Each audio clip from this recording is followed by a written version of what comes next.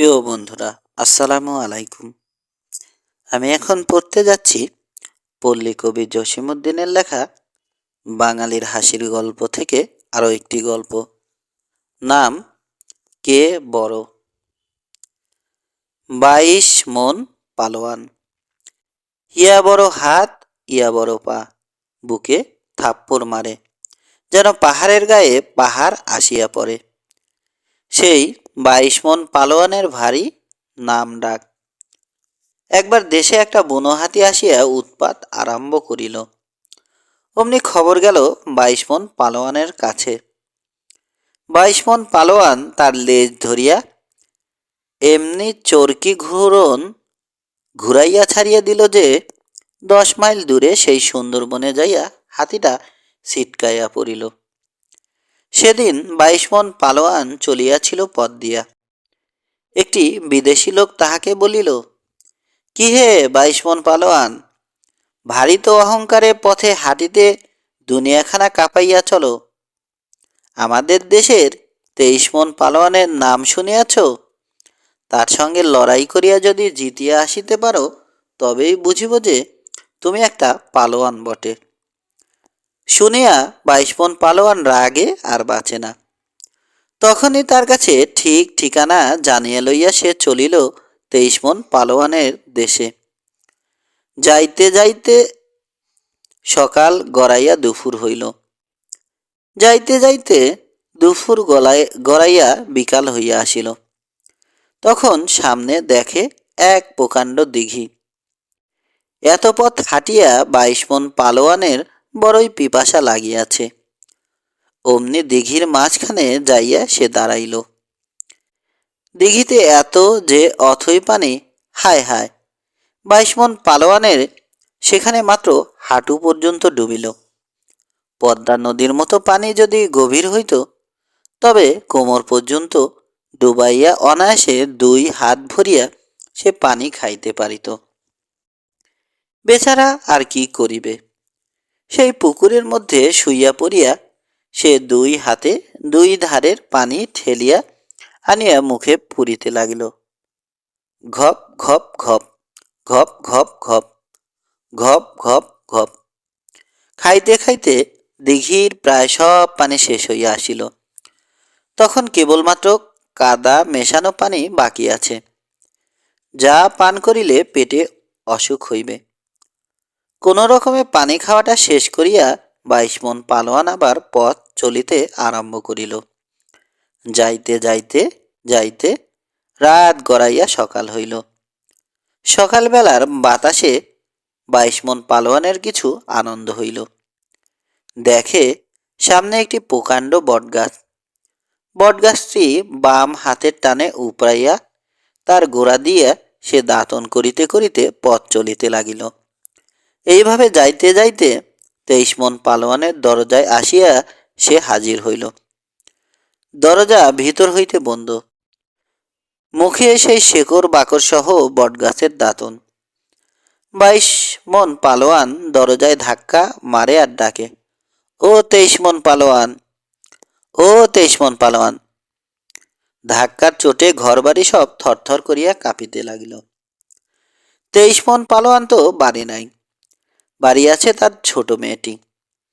দরজা খুলিয়া একটু আগাইয়া আসিয়া সে মিহি গলায় একটু বিরক্তির স্বরে জিজ্ঞাসা করিল, দরজার উপরে অত চেঁচামেচি করে কে?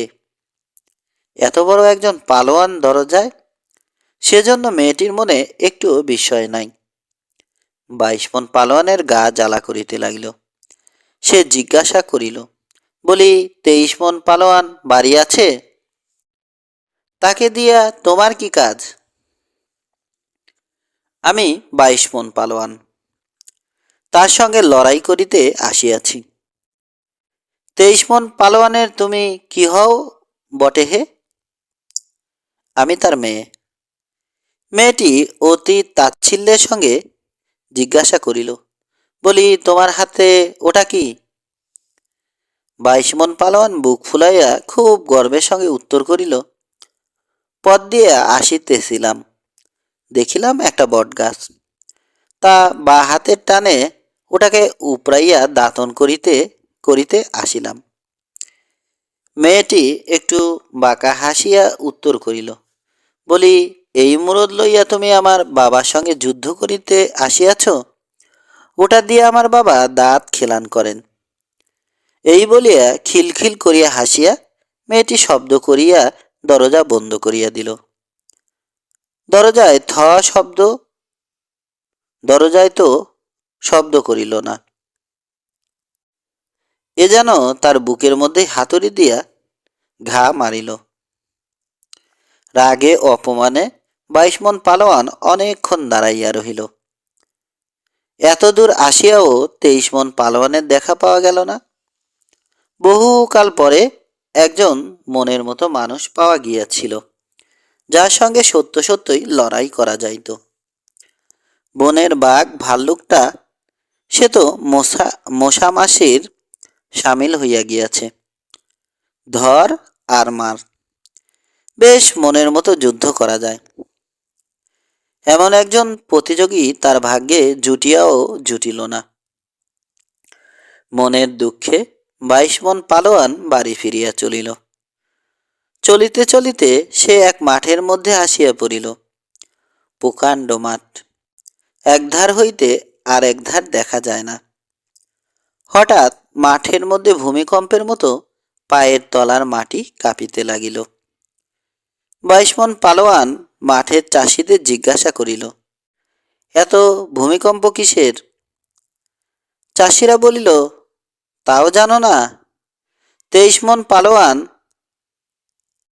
আরাঙ্গাবাদের যুদ্ধ জয় করিয়া বাড়ি ফিরিতেছে। তার পায়ের দাপটে মাঠের মাটি কাঁপিতেছে। ওই যে সামনে পাহাড়ের মতো দেখা যাইতেছে না, ওই 23 মন পালোয়ান। 22 মন পালোয়ান তখন তার পরনের কাপড়খানা মালকোচা করিয়া পরিয়া বুকে তাল ঠুকিয়া 23 মন পালোয়ানের সামনে গিয়া দাঁড়াইল। 23 মন পালোয়ান জিজ্ঞাসা করিল, তুমি কে? আকাশ হইতে যেন বাজ পড়িল। 22 মন পালোয়ান তেমনি জোরে উত্তর করিল, আমি তোমার সঙ্গে লড়াই করিতে আসিয়াছি। আমার নাম শোনো নাই? আমি 22 মন পালোয়ান। তখন 22 মন পালোয়ান আর 23 মন পালোয়ানে লাগিল লড়াই। এদিক হইতে তাল ঠুকিয়া 22 মন পালোয়ান 23 মন পালোয়ানের ঘাড়ে পড়ে, ওদিক হইতে তাল ঠুকিয়া 23 মন পালোয়ান 22 মন পালোয়ানের ঘাড়ে পড়ে। যেন পাহাড়ের উপর পাহাড় যাইয়া আছাড় খায়, যেন মেঘে মেঘে করত করত শব্দ করে। কেহ কাহারও চাইতে কম না। এ ওকে ঠেলিয়া খানিক ওদিকে লইয়া যায়, ও আবার একে ঠেলিয়া খানিক এদিকে লইয়া আসে। তাহাদের ঠেলাঠেলির চোটে চারদিকের মাটি আকাশ থরথর করিয়া কাঁপিতে লাগিল। হিমগিরির 3-4টি চূড়া ভাঙিয়া পড়িল। এদিকে হইয়াছে কি না, এক বুড়ি তার 1.25 লক্ষ ছাগল মাঠে চড়াইয়া ঘরে ফিরিতেছিল। ছাগলগুলি লাইন ধরিয়া বুড়ির সঙ্গে সঙ্গে চলিতেছিল, কিন্তু 22 মন পালোয়ান আর 23 মন পালোয়ানের লাফালাফিতে বুড়ির ছাগলগুলি ছড়াইয়া গড়াইয়া এলোমেলো হইয়া পড়িল। 2-4টি তো তাহাদের পায়ের চাপে একেবারে চিরে চ্যাপ্টা। বুড়ি তাড়াতাড়ি সেই 1.25 লক্ষ ছাগল একটা একটা করিয়া তার ঝুলির মধ্যে পুরিয়া ফেলিল, আর 22 মন পালোয়ানকে তার এক কাঁধের উপর খাড়া করিয়া দিয়া 23 মন পালোয়ানকে অন্য কাঁধের উপর উঠাইয়া দিল। তারপর বুড়ি তার লাঠিতে ভর করিয়া আঁকা বাঁকা হইয়া ঘরের দিকে ফিরিতে লাগিল। 22 মন পালোয়ান আর 23 মন পালোয়ান তার কাঁধের উপর দাঁড়াইয়া সমানে লড়াই করিতে লাগিল। এ এক লাফ দিয়া ও কাঁধে গিয়া ঝাঁপাইয়া পড়ে, ও এক লাফ দিয়া এ কাঁধে আসিয়া ঝাঁপাইয়া পড়ে। কেহ কাহারও চাইতে কম যায় না। এদিকে হইয়াছে কি না, এক চিল বুড়ির ছাগলগুলির লোভে তাহার মাথার উপর দিয়া আকাশে ঘুরিতেছিল। সে এক সো মারিয়া ১.৫ লক্ষ ছাগল আর কাঁধের উপর ২ পালোয়ান শুদ্ধ বুড়িকে আকাশে উড়াইয়া লইয়া গেল। সে দেশের রাজকন্যা চানের পর ভেজা চুল এলাইয়া দিয়া ছাদের উপর রোদ পোহাইতেছিল। হঠাৎ চিলের শো হইতে সটকাইয়া গিয়া সেই ছাগল পালোয়ান সমেত বুড়ি রাজকন্যার চোখের মধ্যে গিয়া পড়িল। অমনি রাজকন্যা চোখে কি গেল বলিয়া চিৎকার করিয়া উঠিল। রাজকন্যার সখীরা দৌড়াইয়া আসিল। কত চকমকি ঝকমকি ঠকঠকি পাথরের রোশনাই জ্বালাইয়া রাজকন্যার চোখটিকে রগড়াইয়া তাহারা দেখিতে লাগিল। কিন্তু রাজকন্যার চোখের মধ্যে কোথাও তারা কিছু খুঁজিয়া পাইল না। খবর পাইয়া রাজা আসিলেন। মন্ত্রী, কোটাল, পাত্র, মিত্র, হাওলাদার, পাংখা বারদার সকলে আসিল। রাজবৈদ্য তার জরিবরি ওষুধের পাটা ঘষিতে ঘষিতে আসিলেন। তার পাহাড়ের আতসী পাথরের রোশনাই জ্বালিয়া চোখের মধ্যে ১৯৯টি দূরবীন সাজাইয়া রাজবৈদ্য কত যে খুঁজিলেন, কিন্তু রাজকন্যার চোখের মধ্যে কোথাও কিছু দেখিতে পাইলেন না। রাজকন্যা শুধু কাঁদিতেছে, চোখ জ্বলে গেল। তখন রাজা, পাত্র, মিত্র, হাওলাদার, সুবেদার, পাংখাদার, রাজবদ্যী সকলে মিলিয়া পরামর্শ করিয়া স্থির করিলেন, জলধর জেলেকে ডাকিয়া আনিয়া রাজকন্যার চোখের মধ্যে বেড়াজাল ফেলা হইল। যদি কোথাও কিছু ঢুকিয়া থাকে তো সেই বেড়াজালের টানে বাহির হইয়া আসিবে। অমনি রাজ কোতোয়ালের প্রতি হুকুম হইল, জলধর জেলেকে ডাকিয়া আনিতে। রাজার হুকুম।